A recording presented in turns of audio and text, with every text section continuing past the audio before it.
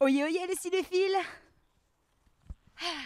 Et telle la virginité des Jonas Brothers, le festival s'est envolé. Gérard May, c'est terminé. Va falloir partir. Retourner à Paris. Reprendre le métro. Je suis désolée. Et on a vu un super film quand même hier, Real Life, ou comme l'a dit un super français dans la queue, Oui Olive, de Mathéo Gilles. L'histoire de Marc Jarvis, un pauvre jeune homme qui est atteint d'un cancer et qui, par égoïsme, décide en fait de se faire comment on dit déjà? Vous savez, comme Hibernatus, le film avec Louis de Funès. En fait, il va se faire congeler. Se réveiller en 2085, donc bye bye sa petite amie, bye bye ses amis.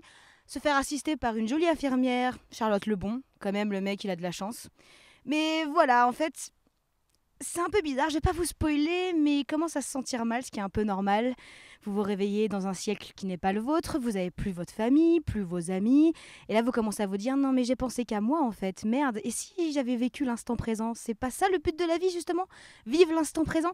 Comme nous là, on vit l'instant présent, il fait froid, il y a le soleil qui me brûle la tête, mais c'est bon! En cette dernière journée de Gérard May, le film qu'on attend absolument, mais vraiment, mais trop, c'est The Girl with All the Gifts de Colm McCarthy. Alors l'histoire, c'est en fait une histoire de zombies, mais non, c'est pas comme Orgueil et Préjugés. Rasseyez-vous, n'éteignez pas, je vous jure, c'est pas comme Orgueil et Préjugés, bien au contraire. Fini les histoires de zombies, ah blablabla, je viens vous manger. Non, ici c'est plutôt une histoire de zombies beaucoup plus intelligente.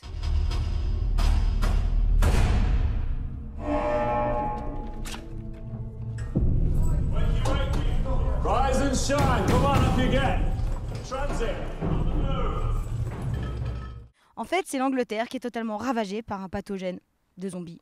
Et il existe une base militaire où on a, on va dire, enfermé des enfants qui sont atteints du syndrome, mais qui quand même gardent leurs émotions et leur intelligence. Parmi eux, on va suivre le quotidien de Mélanie qui essaye de s'en sortir et surtout de ne pas se faire tuer et de ne pas devenir un cobaye, littéralement. Aidée bien sûr par Gemma Arterton qui est juste magnifique dans le film. Et le film de fermeture aussi, on l'attend et pour cause puisque c'est la suite d'Underworld Blood Wars, réalisée cette fois par Anna Forrester qui a rien fait à part des séries télé et Godzilla. Donc on a peur. On a vraiment peur de subir un blockbuster pourri.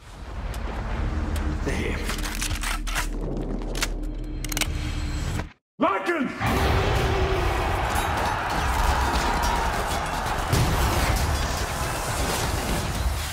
Mais comme il y a Theo James et Kate Beckinsale, au pire, on va mater du beau gosse, donc why not?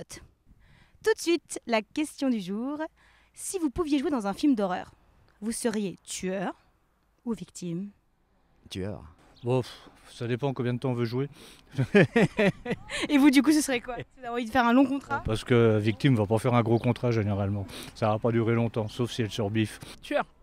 Plutôt victime parce que je ferais un malaise direct, je pense. Oh, tueur, c'est mieux. Tueur, c'est quand même mieux que d'être la victime. Hein. Je préfère mourir, pas mourir. Pourquoi? Ah, je sais pas, c'est plus intéressant, hein, moi je trouve. Hein. Tueur, c'est plus fun parce que c'est celui qui fait un peu les techniques, qui se cache, qui fait les surprises. Quand on voit Halloween, bon, c'est le premier film que j'ai en tête.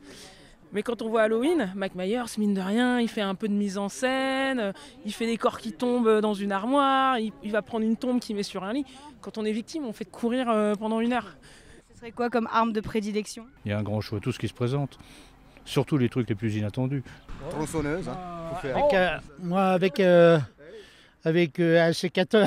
Ah, ça va mettre du temps quand même, hein? Et ce serait qui vos victimes? Oh, des petits vieux comme lui. Ah, Des petits... pas, des femmes divorcées, par exemple. Vous avez failli être acteur? Bah oui, j'aurais pu. Si j'aurais voulu, oui. Ah, vous devriez, il n'y a pas d'âge, c'est pas trop tard. J'ai peur du succès, tout ça. Voilà les cinéphiles, c'est terminé de chez Terminé. N'oubliez pas d'envahir les salles et de toujours regarder derrière vous. Bastard!